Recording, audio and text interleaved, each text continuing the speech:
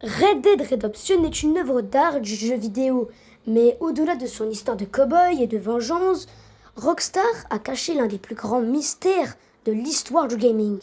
Un homme en costume noir, haute forme, impeccable, au milieu de la poussière du désert, il connaît votre nom, votre passé et surtout votre avenir.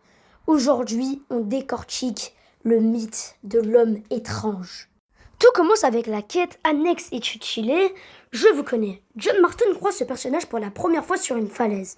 L'homme lui parle comme s'il se connaissait depuis toujours. Il évoque le passé de criminel de John et le teste en lui demandant d'aller voir un homme sur le point de tromper sa femme à Blackwater. Déjà, l'ambiance est déjà pesante. La deuxième fois, c'est au Mexique. L'homme est là, assis au milieu de nulle part.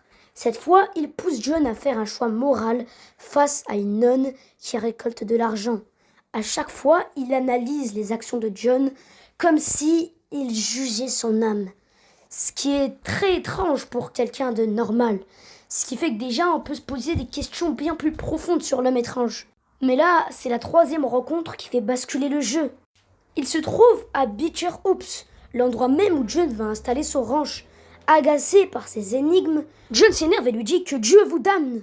L'homme répond simplement, beaucoup l'ont fait. John lui tire 3 fois dessus dans le dos, les balles traversent son corps sans lui faire de dégâts.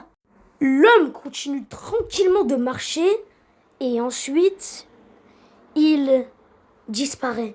Mais du coup, il y a 3 grandes communautés qui ont fait qui se sont donné une idée de qui il pourrait vraiment être. La première, qui est la plus probable, c'est qu'il est la faucheuse, la mort en personne. Il dit lui-même qu'il est un comptable.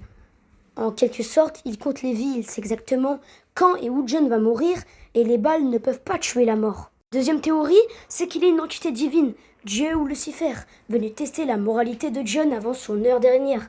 Ces quêtes obligent toujours le joueur à choisir entre le bien ou le mal, comme un jugement dernier anticipé. Enfin, certains pensent qu'il n'existe pas. Ça serait une allulisation, la conscience matérialisée de John Marston, qui fait face à ses propres regrets et à ses péchés passés, alors qu'il essaye de devenir un homme bon. Honnêtement, moi je pense, et c'est bizarre ce que je vais dire, parce que oui, moi je suis religieux, mais je pense honnêtement que c'est plus une représentation de la mort ou du diable elle-même. Ce qui est très chelou dit comme ça, mais je pense que dans le cadre du jeu, ça doit être un truc dans le genre. Et moi je vous dis à la prochaine pour de toutes prochaines vidéos.